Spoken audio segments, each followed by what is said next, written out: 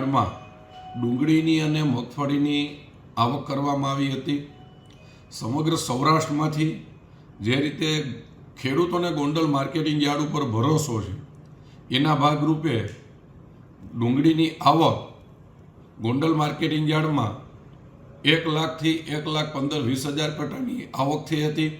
જ્યારે ડુંગળીની મરચાંની મગફળીની આવક 80,000 જેવી બોરીની આવક થઈ હતી અને ડુંગળીનો ભાવ અત્યારે 200 રૂપિયાથી લઈ અને 800-900 રૂપિયા સુધી જાય છે, જ્યારે મગફળીનો ભાવ 800 રૂપિયાથી લઈ અને 1200 રૂપિયા આસપાસમાં મગફળીનો ભાવ આવે છે।